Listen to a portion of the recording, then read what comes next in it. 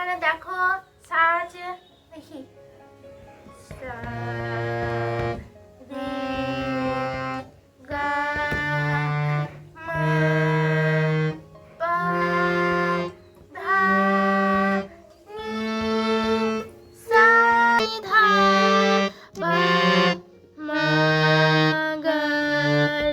নমস্কার বন্ধুরা, কেমন আছেন আপনারা সবাই? আশা করি সবাই খুব ভালো আছেন এবং সুস্থ আছেন। যে যেখান থেকে আমার ভিডিওটা দেখছেন, বড়দেরকে প্রণাম আর ছোটদেরকে অনেক ভালোবাসা জানিয়ে আমি আমার আজকের ভিডিও শুরু করছি। আজ আর সকালের কাজকর্ম কিছু দেখালাম না। আর আজ সকালে জলখাবারে বানিয়েছি ঘুগনি। এটা আমার মেয়ের ভারী পছন্দের একটা খাবার। আর এর সঙ্গে নিয়েছে পাউরুটি। তো আজ শনিবারে তো আমাদের নিরামিষ হয়। আর নিরামিষ রান্না মানেই তো ডাল, সবজি, ভাজা এই সমস্ত হবে। তো আমি রান্নার শুরুতে প্রথমে ডালটা বসিয়ে দিই, কারণ ডালটা সেদ্ধ হতে একটু বেশি সময় লাগে। আর তাই ডালটা প্রথমে বসিয়ে দিই আর ডালটা প্রেসারে বসাবো। তো বন্ধুরা, আপনারা যারা এখন আমার পরিবারে এসেছেন, আমাকে দেখছেন, তাদের কাছে আমার অনুরোধ, আমার এই ছোট্ট চ্যানেলটি যদি আপনাদের সাবস্ক্রাইব করা না থাকে, তাহলে অবশ্যই কিন্তু সাবস্ক্রাইব করে পাশে থাকা অল বেল বাটনটা প্রেস করে দেবেন। আর একটা কমেন্ট করে জানাবেন যে কেমন লাগছে আমার এই ভিডিওটা, আর একটা লাইক করতে কিন্তু ভুলে যাবেন না। কথায় কথায় এদিকে অনেকটাই বেলা হয়ে গেছে, আর ডালটা প্রথমে আমি বসিয়ে দিলাম। আর রান্নার এখনো পর্যন্ত সেরকম কিছুই এগোতে পারিনি, তবে মা মোটামুটি সবজি তরকারিগুলো কেটে দিয়েছে, শুধু ফুলকপিটা বাকি আছে, ওটা আমি কাটবো। এদিকে বেলা তো হয়ে গেছে, তাই ভাবলাম আমার পুচকেটাকে স্নান করে দিয়ে আসি। আর আমার পুচকেটা জল পেয়ে সে যে কি খুশি। তো আজকে আমার সোনা বাবাকে একটু সাবান আর শ্যাম্পু মাখাবো। সাবানটা তো প্রায় প্রত্যেক দিনই মাখায়, কিন্তু শ্যাম্পুটা সপ্তাহে 2 থেকে 3 দিন মাখায়।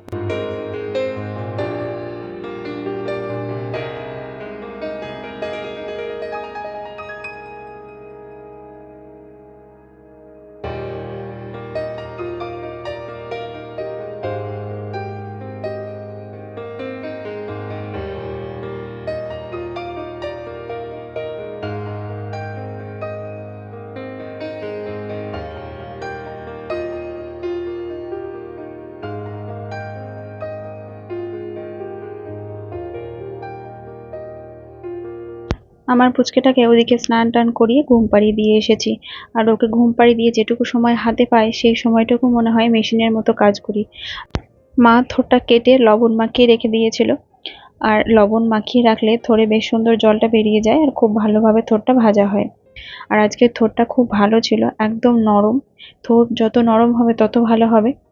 আর থোর ভাজাতে আমি একটু সর্ষে আর শুকনো লঙ্কা ফোড়ন দিয়ে ভাজি, তাহলে বেশ একটা সুন্দর সেন্ট হয়, খুব ভালো লাগে খেতে। আর আপনারা কিভাবে থোর ভাজেন আমাকে কিন্তু অবশ্যই কমেন্ট করে জানাবেন। আর একটু লবণ, একটু হলুদ আর সামান্য একটু চিনি দিয়ে দিলাম। এবার ঢাকা দিয়ে দেবো, আর গ্যাসটা একদম কমিয়ে রেখেছি। আস্তে আস্তে রোমে রোমে থোরটা সেদ্ধ হবে, তারপরে ভাজা হবে। আর এখানে আমি ফুলকপিগুলো কাটছি। আর ফুলকপিগুলো মাকে আমি কাটতে বারণ করেছিলাম, কারণ ফুলকপিগুলোতে আমি 2-1টা পোকা দেখেছিলাম। মা চোখে ঠিকভাবে বুঝতে পারবে না পোকাগুলো, আর তাই মাকে বলেছিলাম তুমি ফুলকপিটা কেটো না, আমি কেটে নেব। আর মা অন্যান্য সবজিগুলো কেটে দিয়েছিল, মানে ফুলকপির আলুটা কেটেছিল, তারপরে থোরটা কেটে দিয়েছিল। তো এগুলো মা কেটে রেখেছিল, আর আমি এখন ফুলকপিটা কেটে নিচ্ছি। তো আগে আমরা জানতাম সবজি যখনকার যে সবজি তখন সেটাই খেতে হয় বা তখনই পাওয়া যায়, মানে শীতের সবজি শীতে আর গরমের সবজি গরমে। কিন্তু এখন প্রত্যেকটা সবজি 12 মাসই পাওয়া যাচ্ছে। যেমন এই ফুলকপি, বাঁধাকপি আগে শুধু শীতেই পাওয়া যেত আর শীতেই খেতে ভালো লাগতো, কিন্তু এখন 12 মাসই প্রায় ফুলকপি, বাঁধাকপি পাওয়া যায়, আর খেতেও মন্দ লাগে না, বেশ ভালোই লাগে।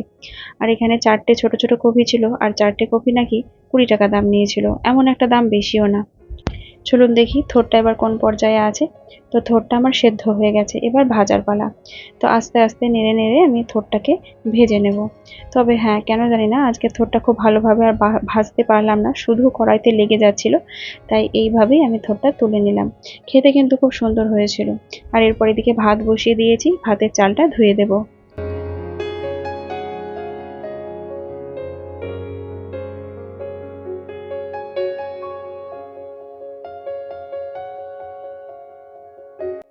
আর ভাতের চালটা ধুয়ে দেওয়ার পর নাকি একটু হাতা দিয়ে বা খুন্তি দিয়ে নাড়িয়ে দিতে হয়, তারপর ঢাকা দিতে হয়। তো আমিও তাই প্রত্যেকদিন চালটা ধুয়ে দেওয়ার পর একটু খুন্তি দিয়ে বা হাতা দিয়ে নাড়িয়ে দিই, তারপর ঢাকা দিই। আর হ্যাঁ, 2-1 ফোঁটা তেল দিই, সেটা দিই কারণ ভাতটা উতলে পড়বে না, তাই 2-1 ফোঁটা তেল দিই। ফুলকপিটা ফুটন্ত জলে দিয়ে ভালো করে ধুয়ে তুলে নিচ্ছি। এতে কি হবে, ফুলকপিতে যে একটা গন্ধ থাকে সেটা আর থাকবে না। এদিকে আমার নারগোপালটা কি কাণ্ড ঘটিয়েছে দেখুন। আর মুখখানা দেখে কি মনে হচ্ছে কিচ্ছু জানে না, কিচ্ছুটি করেনি সে। ওই হাত দেখি, ওই হাত দেখি, মুখ দেখি, মুখ দেখি, মুখ দেখি, কি অবস্থা। হাতের কাছে কাজললতাটা পেয়ে দুই হাতে কালি মেখে সে নিজেই ভয় পেয়ে গেছে। আর তার কাজললতার উপরে ভীষণ লোভ। কি অবস্থা।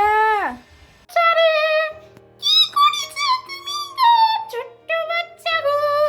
হাতে তোমার কি একটু দেখাও দয়া করে, হাতে তোমার কি একটু ওর বাবা টিস্যু দিয়ে হাতটা মুছিয়ে দিচ্ছিল, কিন্তু হাতে কালিগুলো কিছুতে উঠছিল না। তাই আবার আমি বাইরে নিয়ে এসে ভালো করে একটু সাবান দিয়ে দিচ্ছি। আর হাতগুলো এত কালো করে ফেলেছে, হাতের নখগুলোতেও কালি হয়ে গেছে একদম।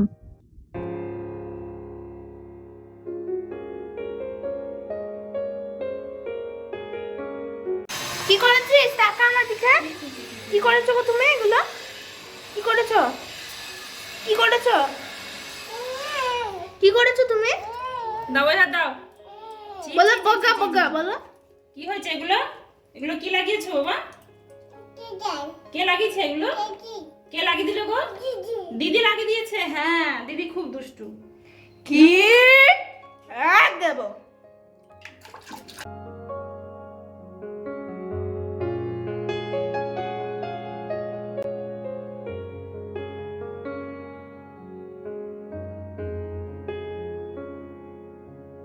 সন্ধ্যাবেলায় এসেছি একটু টাইলসের দোকানে, কারণ আমাদের নিচেকার টয়লেটে প্লেট বসানো হবে। তো আমাদের নিচেকার টয়লেটটা অনেক দিনের পুরনো, মানে যখন এ বাড়ি হয় আমাদের শ্বশুরমশাইরা যখন প্রথম বাড়ি করেন তখনকার। সেখানে টাইলস বসানো নেই, তাই ওখানে টাইলস বসানো হবে, মানে নিচেকার টয়লেটে। তাই এখানে পছন্দ করতে এসেছি। আর চারিদিকে এত সুন্দর সুন্দর টাইলসগুলো দেখে চোখ জুড়িয়ে যাচ্ছে। মনে হচ্ছে এখন যদি একটা বাড়ি করতে পারতাম তাহলে বাড়ির দেওয়ালগুলোকে সুন্দর করে সাজিয়ে নিতাম। আমার মনের কোণে কোথাও যেন একটা লুকিয়ে আছে একটা ছোট্ট স্বপ্ন, একটা সুন্দর করে বাড়ি বানাবো। জানি না হয়তো সে স্বপ্ন কোনোদিনও পূরণ হবে কিনা, তাও আমি আপনাদের সামনে প্রকাশ করছি আমার মনের একটা ছোট্ট স্বপ্ন। একটা সুন্দর বাড়ি বানাবো, দরকার নেই 10তলা বাড়ির, একটা ছোট্ট বাড়ি বানাবো। আর সেখানে বড় বড় ঘর থাকবে, 2 থেকে 3টে। আর সব থেকে আগে যেটা বানাবো সেটা হচ্ছে আমার রাধা গোবিন্দের জন্য একটা আলাদা করে সুন্দর ঘর বানাবো। আর সেখানে একটা সুন্দর সিংহাসন রাখবো, আর আমার রাধা গোবিন্দকে প্রতিষ্ঠা করব, আর প্রত্যেক দিন সর্বদা রাধা গোবিন্দের সেবা করব। তো জানি না সেই স্বপ্নটা কোনোদিনও পূরণ হবে কিনা, তবে হ্যাঁ, গোবিন্দ যদি চায় তাহলে অবশ্যই সেই স্বপ্ন পূরণ হবে। চলুন, অনেক তো স্বপ্ন টপ্নের কথা হলো, এবার দেখাই আমাদের টয়লেটের জন্য কোন টাইলসটা পছন্দ করা হয়েছে। এই যে টাইলসটা দেখছেন, এটা টয়লেটের দেওয়ালে যাবে। আমাদের মোটরের জলে প্রচন্ড আয়রন, আর তাই আমাদের উপরের টয়লেটের দেওয়ালগুলো খুব তাড়াতাড়ি লাল হয়ে যায়। আর কয়েকদিন অন্তর ভালো করে সেটাকে পরিষ্কার করতে হয় ঘষে ঘষে। আর তাই আমি নিচেকার টয়লেটের যে প্লেটগুলো বসানো হবে, মানে ওয়ালে যেগুলো বসানো হবে, সেগুলো চাইছিলাম একটু হলুদের মধ্যে নিতে। অনেক খুঁজে খুঁজে শেষে একটা পছন্দ করলাম, হলুদের মধ্যেই আছে। তো সেটা দেখতেও ভীষণ ভালো লাগছে। আরো কয়েকটা বেশ সুন্দর ছিল, এই যে এইটা পছন্দ করেছি। এটা দেখুন একটু হলুদের মধ্যে আছে আর নিচটা কালোর মধ্যে আছে, আর অতটা হলুদ হয়ে গেলে বোঝা যাবে না। আর এই যে দেখছেন যেটা, এটা আমার ভীষণ ভালো লাগছিল, কিন্তু যেহেতু এটা একটু সাদার মধ্যে আছে তাই এটা নিতে পারলাম না, কিন্তু এটা আমার ভীষণ পছন্দ হয়েছিল। এখানে যেগুলো আছে সব টাইলসগুলোই ওয়ালের জন্য। তো চলুন এবার দেখাবো ফ্লোরের জন্য কোন টাইলসগুলো পছন্দ করা হয়েছে।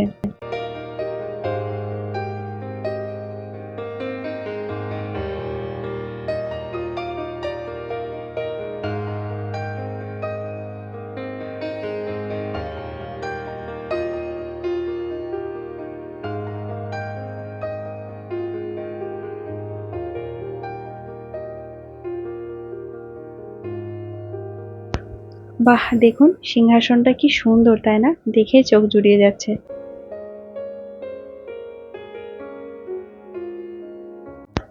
এই যে এই টাইলসটা পছন্দ করা হয়েছে ফ্লোরের জন্য, এটাও একটু হলুদের মধ্যেই নিয়েছি।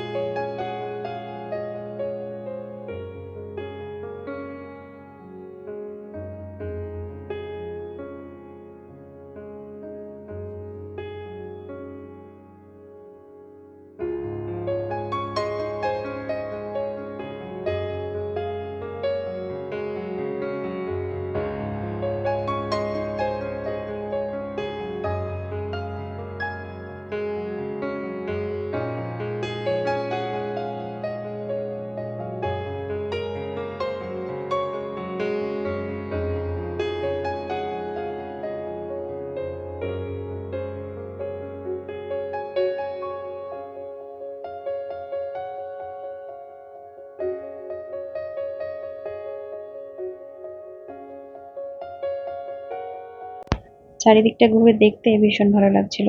আর আমি তাই চারিদিকটা শুধু ঘুরে ঘুরে দেখছিলাম। আর আমাদেরকে আবার একটু চা দিল, একটু চাও খেয়ে নিলাম।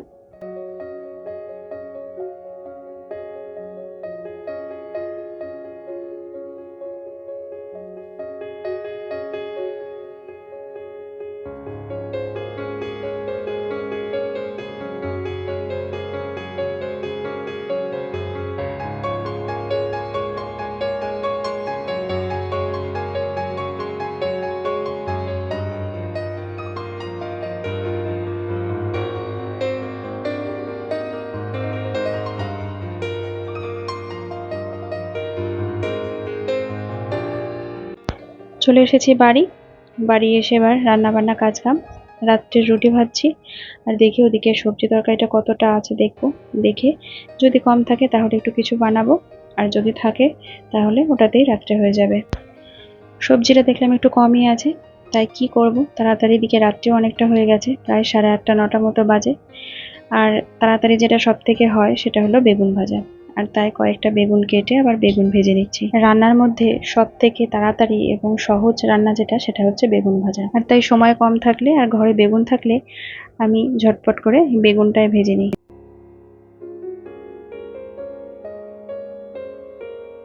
কেমন লাগলো বন্ধুরা আপনাদের আমার আজকের এই ভিডিওটা? অবশ্যই কিন্তু কমেন্ট করে জানাতে ভুলবেন না।